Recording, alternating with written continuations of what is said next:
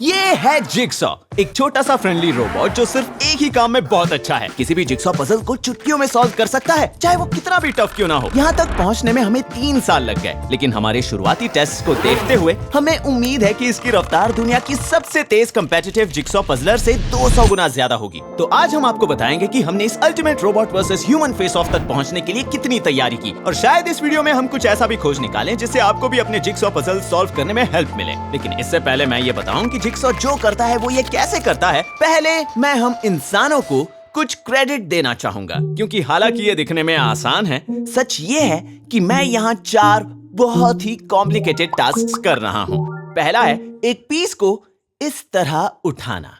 क्या आपने कभी रुककर सोचा है कि हमारे हाथ कितने कमाल के हैं? इस स्किन के नीचे 27 हड्डियां और 30 मसल्स छिपी होती हैं, जो उन्हें लचीला और मजबूत बनाती हैं। लेकिन साथ ही वो बहुत सटीक और कुशल भी होते हैं, क्योंकि हमारे फिंगर टिप्स में प्रेशर, टेक्सचर और टेम्परेचर को सेंस करने के लिए हाई कंसंट्रेशन में नर्व्स होती हैं। और हमारे पास अंगूठे भी हैं, जिसकी वजह से टूल्स को पकड़ना और चीजों को उठाना बहुत ही ईजी हो जाता है। अगर हमारी 5 उंगलियां एक तरफ होती तो ये पॉसिबल नहीं हो पाता। दूसरा स्टेप है पीस को सही ओरिएंटेशन में घुमाना, जो एक बार फिर दिखने में आसान है, क्योंकि हमारे पास वो सभी एबिलिटीज हैं जिनके बारे में मैंने अभी बताया। तीसरे स्टेप के लिए हमें पीस को सही जगह पर ले जाना होगा, और उसके लिए हमें अपना पूरा हाथ चाहिए। जैसा कि मैंने पहले भी बताया है, सभी मैमल्स के आर्म्स की हड्डियों की बनावट एक जैसी होती है, चाहे वो इंसान हो, चमगादड़ हो, मुर्गी हो, कछुआ हो या एक डॉल्फिन। लेकिन हमारे हाथ की हड्डियों के बनावट के कारण हमारे हाथ इस प्लेनेट पर मौजूद किसी भी जानवर से टेक्निकली ज्यादा कैपेबल हैं। मान लीजिए मेरे सामने एक बड़ा सा क्यूब है। हम इंसान इस पजल पीस को उस क्यूब के अंदर किसी भी पोजीशन और ओरिएंटेशन में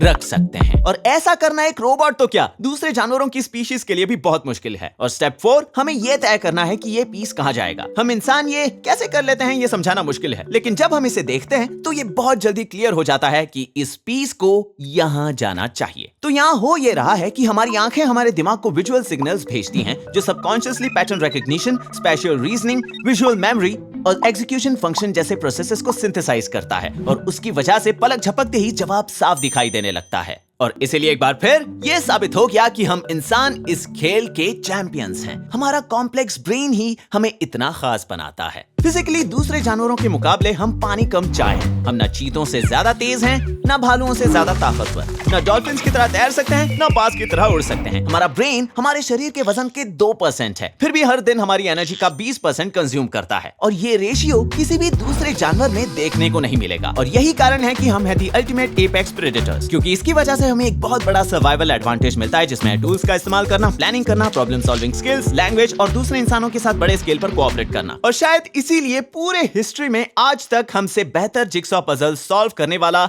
पैदा नहीं हुआ। तो अगर हमें एक ऐसा रोबोट बनाना है जो पजल सॉल्व करने में हमारे जितना या हमसे बेहतर हो, तो हमें 200 मिलियन साल से इवॉल्व हो रहे इस 4 स्टेप प्रोसेस को किसी तरह से रोबोट के दिमाग में भरना होगा। सबसे पहले पीस को उठाने के लिए हमने 4 उंगलियों, एक अंगूठे और हाथों की 27 हड्डियों की जगह एक छोटा सा स्पेशलाइज्ड सक्शन कप लगाया। इसे अक्सर असेंबली लाइंस पर छोटी चीजें उठाने के लिए यूज किया जाता है। यहाँ पर ये सोलेनॉइड इस वैक्यूम पंप को कट ऑफ कर सकता है और फिर से कनेक्ट कर सकता है। इससे अब हम जब चाहें तब वैक्यूम ऑन करके पीस उठा सकते हैं, और जब चाहें तब उसे ऑफ करके नीचे रख सकते हैं। नंबर 2, हमने जिगसॉ के सक्शन कप ग्रैबर को इस बहुत ही फाइन ट्यून डोनट मोटर से अटैच किया है, जो 0.005 डिग्री तक सटीक है। इसका मतलब अगर आप मोटर से एक बहुत ही तेज चाकू को जोड़ दें तो ये आपके बर्थडे केक को 65,000 से भी ज्यादा टुकड़ों में काट सकता है। नंबर 3, पीस को यहाँ वहाँ हिलाने के लिए हमने अपने CNC राउटर को मॉडिफाई किया, जिसे हम यहाँ अपने बड़े बिल्ड्स पर अक्सर यूज करते हैं। कैसे?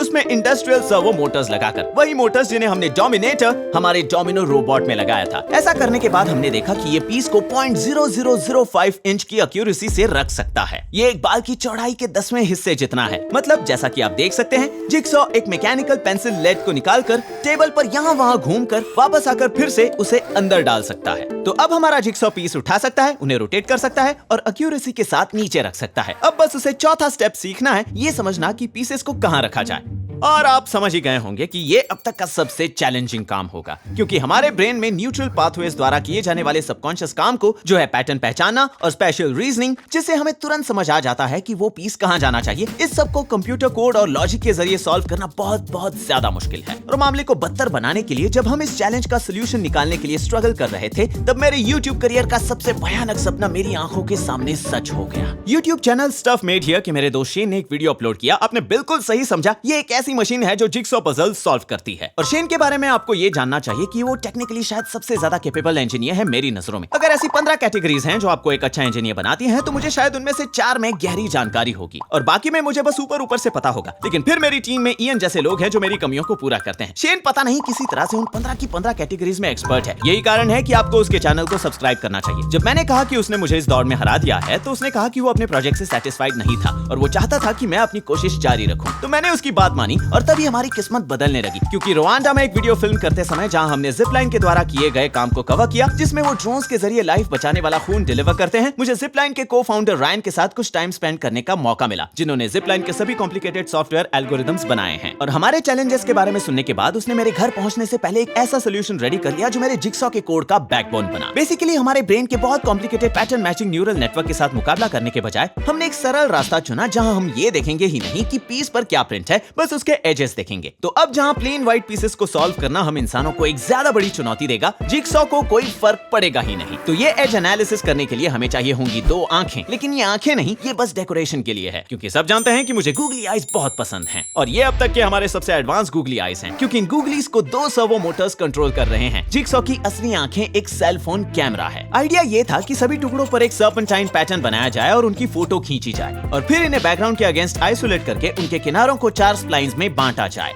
तो मान लीजिए अगर हमें इस एज का जोड़ीदार ढूंढना है, तो हमें बस इस स्प्लाइन को लेकर उसका करस्पॉन्डिंग एज स्प्लाइन ढूंढना होगा जो उसके साथ परफेक्टली मैच करता है, क्योंकि मिलते जुलते पीसेस के एजेस सिमिलर होते हैं। अब इस तरह के एक छोटे पजल में भी 200 एजेस कंपैरिजंस करने पड़ेंगे। तो पहला कदम था हर एक स्प्लाइन की लंबाई को देखना और उन एजेस को नजरअंदाज करना जो ज्यादा लंबे या छोटे हों, और इससे जनरली हमारी आधी परेशानी हल हो जाती है। फिर बाकी कैंडिडेट्स के लिए हम स्प्लाइन को ओवरले करेंगे और फिर 2 एज स्प्लाइंस के बीच के एरिया को कैलकुलेट करके मिसमैच को देखेंगे। तो 2 पीसेस जो बिल्कुल भी मैच नहीं करते, उनके स्प्लाइंस बहुत ओवरलैप होंगे, जबकि 2 टुकड़े जो एकदम सही मेल खाते हैं वो ओवरलैप बिल्कुल भी नहीं करेंगे। वहां से हम सारे पीसेस को देखकर पोटेंशियल मैचअप्स को रैंक करेंगे, सबसे ज्यादा ओवरलैप करने वालों से लेकर सबसे कम ओवरलैप करने वाले पीसेस तक। फिर जिगसॉ 4 कोने वाले पीसेस में से एक से शुरू करेगा और पोटेंशियल मैचअप्स का मैप तैयार करेगा। यह प्रोसेस आपको कुछ इस तरह का दिखाई देगा। तो सही सॉल्यूशन वही होगा जिसमें पजल के सभी 12 टुकड़े एकदम परफेक्टली मैच कर रहे हों। लेकिन आप देख सकते हैं यहाँ बहुत से डेड एंड्स हैं, और ऐसा इसलिए क्योंकि कभी-कभी ये आसानी से समझ आता है कि मैचिंग पीस कौन सा है, लेकिन कभी-कभी 3 या 4 करीबी मैचेस होते थे क्योंकि सभी एजेस काफी सिमिलर हैं और हमारी फोटोज भी हमेशा परफेक्ट नहीं होती थी। तो जिगसॉ हमेशा 2 पीसेस के सेट के लिए सबसे परफेक्टली मैच करने वाला टुकड़ा चुनता था, लेकिन एक पॉइंट पर पजल आधा पूरा हो जाएगा, लेकिन एजेस के साथ परफेक्टली मैच करने वाले अच्छे पीस बचे ही नहीं होंगे, जिससे यह पता चलता है कि हमारे रोबोट ने पीछे कहीं तो कोई गलती की थी। जिसके बाद वो वापस पीछे जाकर दूसरा वाला ऑप्शन चुनेगा और पजल को सॉल्व करना जारी रखेगा, और ये बार-बार लगातार ऐसा करता रहेगा जब तक सभी 12 पीसेस बिना किसी मिसमैचेस के सही से जुड़ नहीं जाते। और फिर क्योंकि उसने सभी टुकड़ों की फोटो ली थी, वो ये जानता है कि कौन सा पीस कहां पर रखा है, और फिर वो पजल को उसी सटीकता के साथ जोड़ने लगता है जिस सटीकता को उसने पहले से लेकर तीसरे स्टेप तक में दिखाया है। तो अब तक वो 12 पीसेस वाले पजल पर था, लेकिन अब शुरू होगी असली चुनौती। क्या ये 1000 पीसेस वाला ऑल वाइट पजल सॉल्व कर पाएगा? क्योंकि हमारा गोल है दुनिया के सबसे तेज पजल सॉल्व करने वाले इंसान को हराना। हमने सोचा कि ज्यादा पीसेस रखने से हमारे रोबोट को एक एडवांटेज मिलेगा, क्योंकि मशीन्स कभी थकते नहीं। तो एक सिंपल प्रोटोटाइप को 100 गुना बड़ा करने से जुड़े सभी चैलेंजेस से निपटने में देर रात तक काम करने वाले कुछ लंबे हफ्तों के बाद हम यहाँ पहुंचे। सुबह के 3 बजे हैं। 3 साल बाद आज हम यहाँ पहुंचे हैं। हम इसे पहली बार सॉल्व करने वाले हैं। तुम्हारा कॉन्फिडेंस लेवल कितना है? मैं कहूंगा 100%। कोड हमेशा फर्स्ट ट्राई में ही काम कर लेता है। तो सार्केज्म की इस भारी खुराक के साथ जिगसॉ ने सबसे पहले तस्वीरें लेने का काम शुरू किया, जिसमें लगभग 1 घंटा 30 मिनट लगे। तो सारे पिक्चर्स जमा हो जाने के बाद हमारे प्रोग्राम ने उस पर अपना जादू चलाया, और अब जिगसॉ इस 1000 पीसेस वाले पजल को सॉल्व करने की कोशिश करने जा रहा है। और सरप्राइजिंगली एक सिंपल लैपटॉप पर यह प्रोग्राम चलाने के बावजूद सभी 1000 टुकड़ों की पोजीशन पता करने में 1 मिनट से भी कम समय लगा। और मुझे ये बहुत पसंद है कि आप उसे कोने से शुरुआत करते हुए पजल को सॉल्व करने की कोशिश करते हुए देख सकते हैं, और हर बार जब वो किसी डेड एंड पर पहुंचता है तो वो वापस पीछे जाकर एक अलग पीस चुनकर फिर से अपने काम पर लग जाता है, जब तक कि वो एक ऐसा सोल्यूशन नहीं ढूंढ लेता जिसमें सारे पीसेस परफेक्टली मैच्ड हों। तो अब जिगसॉ के लिए बस एक ही काम बचा था, पजल के टुकड़ों को उनकी जगह पर रखना, क्योंकि वो ये पहले से जानता है कि हर एक पीस को कहां रखा जाना चाहिए। और चीजें काफी अच्छी चल रही थी, और जैसे ही हमने आशा की किरण देखने की गलती की, एक टुकड़ा अपनी जगह पर ठीक से नहीं बैठा, और फिर उसके पीछे पीछे और भी पीसेस सही से नहीं बैठे। तो थोड़ी जांच करने पर हमने पाया कि एरर के कुछ बहुत ही छोटे छोटे सोर्सेस थे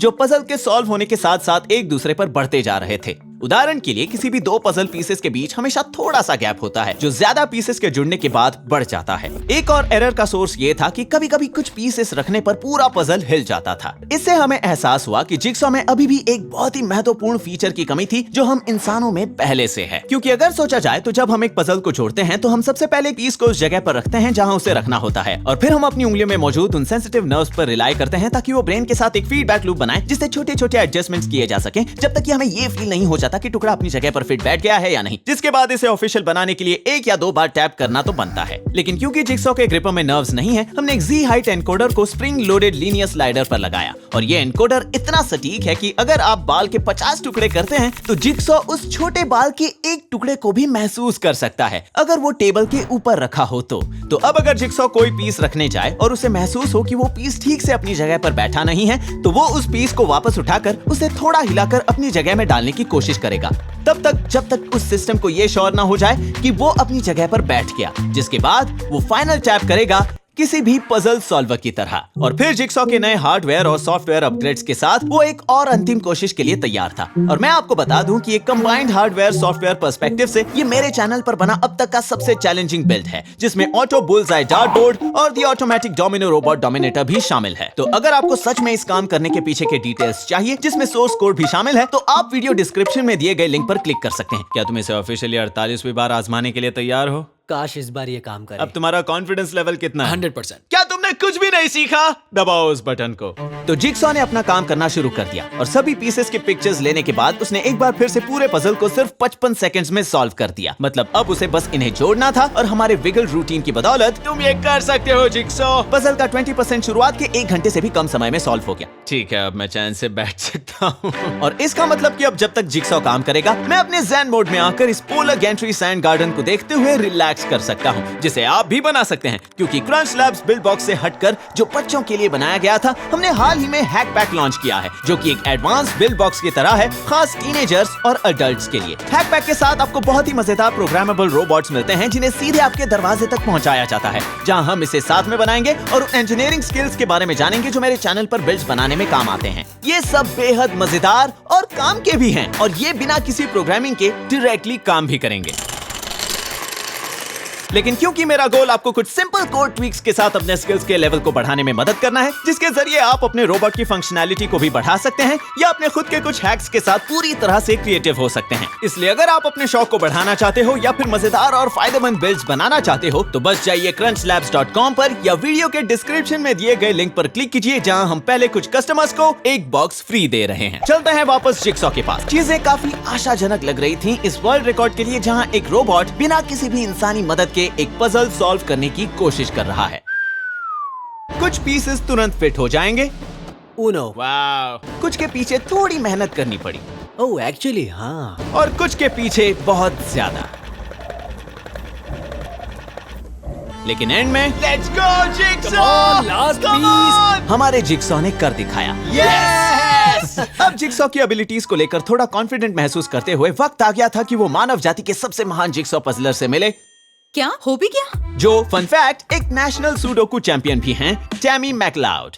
मेरे बच्चे के हिसाब से मैं एक ह्यूमन बेंचमार्क हूँ। लेकिन पहले मैं चाहता था कि उनका मुकाबला मेरी उस दोस्त से हो जो मेरे हिसाब से पजल सॉल्व करने में बहुत तेज है। ये है मेरी वो दोस्त क्रिस्टन बेल उर्फ एना उर्फ वेरोनिका मार्स उर्फ एलेनोर वगैरह वगैरह। क्रिस्टन, जब से तुम्हें पता चला कि मैंने एक पजल रोबोट बनाया है तुम ट्रैश टॉक कर रही हो। थोड़ा सा ट्रैश टॉक। हाँ, आज वो पजल रोबोट यहाँ नहीं है लेकिन मेरी एक दोस्त है जिसे तुम चैलेंज कर सकती हो। ये है टैमी। इसके नाम पर गिनेस बुक में किसी भी इंसान द्वारा सबसे तेज पजल सॉल्व करने का वर्ल्ड रिकॉर्ड है। हाय क्रिस्टन। हमने स्टार्ट किया एक सिंपल 30 पीस वाले पजल से और सच कहूँ तो 3, 2, 1 गो। क्रिस्टन ने शुरू में रफ्तार तो पकड़ी थी। वो हाथी कहाँ है? क्या तुम ये करते करते बात नहीं कर सकती टैमी? मतलब मैं ट्रैश टॉक कर सकती हूँ लेकिन तो करो ना, तो तुम मुझसे हार जाओगी टैमी। अब कुछ बोलो। वाओ! Oh my God! तुम्हें 30 पीसेस वाले पजल को सॉल्व करने में लगा 1 मिनट 5 सेकंड। मुझे बहुत पसीना आ रहा है। टैमी की जीत हुई, इसमें कोई दो राय नहीं है। लेकिन मैं एक और मुकाबला देखना चाहता था। लेकिन इस बार पजल होगा 500 पीस वाला और क्रिस्टन को मिलेगा एक बहुत बड़ा एडवांटेज। इस बार मैं तुम्हारा साथ दूंगा। ओके। और क्रिस्टन के नए कॉन्फिडेंस के साथ घड़ी शुरू हुई और स्टार्ट से ही टैमी इस 2 वर्सेस 1 मुकाबले को लेकर इतनी ज्यादा कॉन्फिडेंट थी कि वो बस उसे पलट रही है। ओह माय गॉड, ये कितनी ऑर्गेनाइज्ड है। उसे हमारी मदद करने में कोई प्रॉब्लम नहीं हुई। अब ये कौन सा पीस है? उसकी पूंछ। सही कहा, तुम सही हो। मार्क, क्या मैं तुमसे एक सवाल पूछ हाँ, सकती हूँ? हाँ। क्या ये वो रोबोट है? सच कहूँ तो इस मुकाबले को रखने के पीछे मेरा एक और मकसद था, जासूसी। टैमी, मैंने देखा कि तुम बॉक्स का इस्तेमाल कर रही हो। क्या?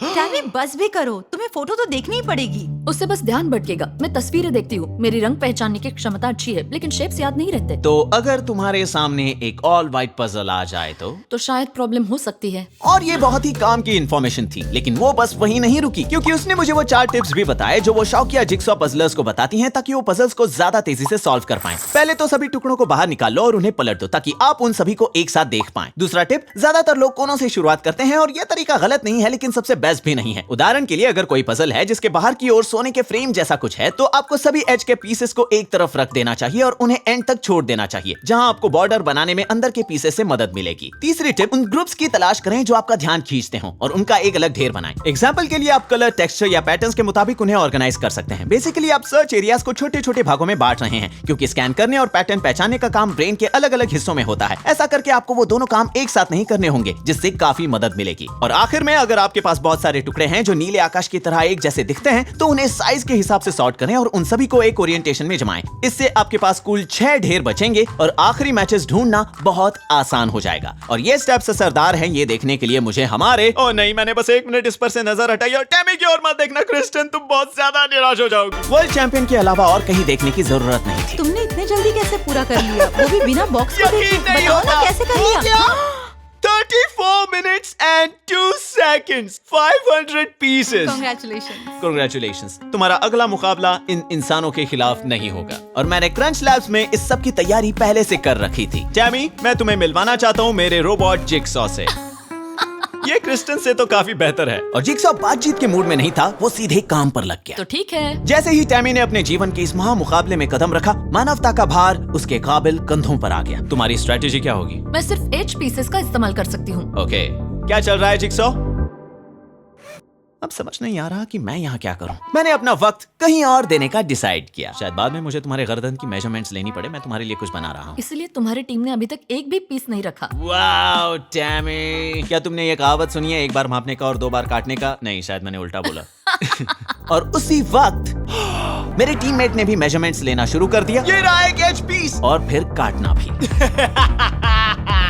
ये हर बार ऐसे ही आवाज करेगा क्या? 3 pieces, 4 pieces। टैमी, इग्नोर करना, 5 pieces हो गए। खेल अभी पूरी तरह खत्म नहीं हुआ। तुम अब भी जीत रही हो टैमी, उसे दिमाग पर हावी मत होने दो। और हालांकि मुझे 1000 तक गिनने का मन था, 9 pieces। मैंने उसकी जगह लकड़ी को तराशना शुरू किया। क्या तुम नर्वस हो टैमी? अगर आज मैं हार गई तो भी मेरा परिवार मुझसे प्यार करेगा। अगर जिक्सॉ हार गया तो क्या तुम उसे प्यार करोगे? नहीं, मेरा प्यार बहुत कंडीशनल है। जिक्सॉ को ठीक से याद दिलाते हुए कि दांव पर क्या था, जिक्सॉ अब ऑफिशियली आगे निकल चुका है। जिक्सॉ ने लगातार अपना काम जारी रखा, जबकि टैमी, वो लास्ट एज कहाँ है? ओह, तुम्हें एक एज पीस चाहिए, अपनी बायोलॉजिकल कमियों को कोस रही थी। मैं सच में तुम्हारी मदद करना चाहता हूँ, ताकि मैं कह सकूं कि तुम्हें मेरी मदद की जरूरत पड़ी। स्मार्टफोन से लेकर लैपटॉप तक के, मुझे मिल गया, मुझे एज मिल गया। नर्वस सिस्टम की सर्च कैपेबिलिटीज के बिना। क्लिक, कितनी अच्छी आवाज है। क्या मुझे थोड़ा पानी मिल सकता है? जिक्सॉ, क्या तुम्हें पानी चाहिए? इसने बीच में एक पीस ऐसे ही छोड़ा है, जानबूझकर। मैं आइडियाज वाला था और जिक्सॉ ताकत वाला। जिक्सॉ, ये रहा तुम्हारा अगला पीस। पीछे देखो, यहाँ पर मैं एक टीम प्लेयर हूँ। लेकिन उसे मेरा बीच में आना पसंद नहीं था, तो मैंने उसके बजाय टैमी की मदद की। टैमी, क्या ये तुम्हें ये चाहिए? क्या तुम्हें ये चाहिए? क्या तुम्हें ये चाहिए? क्या तुम्हें ये चाहिए? और जहाँ जिक्सॉ अपना काम पूरा कर रहा था, मैंने अपना टाइम बिताया लकड़ी तराश कर, पत्ते खेलकर, वॉल्डो को ढूंढकर। टैमी, यहाँ देखो। बाद में देखूंगी। और मैं अपने बचपन के रोल में वापस लौट आया, जिसमें सबसे अनोइंग छोटा भाई था। मुझे पजल्स पसंद हैं। और इस सब के बाद टैमी काफी प्रोग्रेस कर चुकी थी। टैमी, मेरे पास एक अच्छी और एक बुरी खबर है। बैड न्यूज, सिर्फ 8 पीसेस बचे हैं। लेकिन इतना भी नहीं। गुड न्यूज, मैंने तुम्हारे लिए एक स्कार्फ बनाया। इनफैक्ट, अगर हम मान लें कि उसे एक पीस को चेक करने में 1 सेकंड लगे, तो वो इसे रोज दिन में 12 घंटे देने के बाद, वो भी बिना छुट्टियों के, 1.5 महीने में पूरा कर पाएगी। इसीलिए ये पीछे हटने का अच्छा समय है। तुम इसे पूरा नहीं करोगी? नहीं, जाने दो। वो पल आ गया। 4 घंटे में 1000 पीसेस। ठीक है टैमी, तुमने हम इंसानों की तरफ से अच्छा मुकाबला दिया, लेकिन अफसोस, वक्त आ गया है कि अब मशीन्स दुनिया पर राज करें। इससे हारना सम्मान की बात है। मजा आ गया। मुझे कहना पड़ेगा। हारेगा। शाबाश जिक्सॉ। एडीज। तो जब जिक्सॉ जीत का जश्न मना रहा था, मैंने उस ट्रॉफी को कुछ फाइनल टचेस दिए जिसे मैंने टैमी के लिए बनाया था। तुम ह्यूमन रेस की सबसे बेस्ट प्लेयर हो और तुमने बहुत अच्छा काम किया, लेकिन मेरे जिक्सॉ जितना नहीं। अगर आप एक टीनेजर या अडल्ट हैं और आप हमेशा से ही बढ़िया और कूल चीजें बनाना चाहते हैं लेकिन पता नहीं कि पहला स्टेप कौन सा उठाएं, तो ये है वो। इसे कहते हैं the crunch labs hack pack. इसमें आपको मिलेंगे बहुत ही मजेदार प्रोग्रामेबल रोबोट्स जिन्हें सीधे आपके दरवाजे तक पहुंचाया जाएगा, जहां हम इसे स्टेप बाय स्टेप साथ में बनाएंगे और ये भी देखेंगे कि मेरे चैनल पर बनाए गए बिल्ड्स के पीछे कौन सी इंजीनियरिंग स्किल लगती है। और इन्हें काम करने के लिए कोई प्रोग्रामिंग की जरूरत नहीं, लेकिन क्योंकि मेरा गोल है अब जहां भी हैं वहां से आपको लेवल अप करना। आप इनमें से किसी भी रोबोट के माइक्रो कंट्रोलर ब्रेन को बड़ी आसानी से हैक कर सकते हैं, जिससे इसकी फंक्शनैलिटी भी लेवल अप हो जाएगी। यहाँ एक कम्युनिटी भी है जहाँ आप अपने बिल्ड्स शेयर कर सकते हैं या अपने क्वेश्चंस भी पूछ सकते हैं, और यहाँ एक मार्क रोबोट नाम का एक एआई चैटबॉट भी है जो आपके लिए आपके कोड को चेक करेगा और आपके सबसे क्रिएटिव आइडियाज को इंप्लीमेंट करने में आपकी मदद भी करेगा। और तो और आपके बॉक्स में एक प्लैटिनम डिप्लोमा भी हो सकता है। अगर आपके बॉक्स में यह है तो बधाई हो, क्योंकि अब आप या आपके किसी लव्ड वन के लिए कॉलेज फ्री हो गया अगर आप इसे ट्रांसफर करना चाहें तो। और आप यहाँ आकर एक दिन के लिए मेरे और मेरी टीम के साथ अपने आइडियाज ब्रेनस्टॉर्म भी कर सकते हैं। इसलिए अगर आप अपने शौक को बढ़ाना चाहते हो या फिर मजेदार और फायदेमंद बिल्ड्स बनाना चाहते हो तो बस जाइए crunchlabs.com पर या वीडियो के डिस्क्रिप्शन में दिए गए लिंक पर क्लिक कीजिए, जहां हम शुक्रिया के तौर पर एक बॉक्स फ्री दे रहे हैं। Thanks for watching.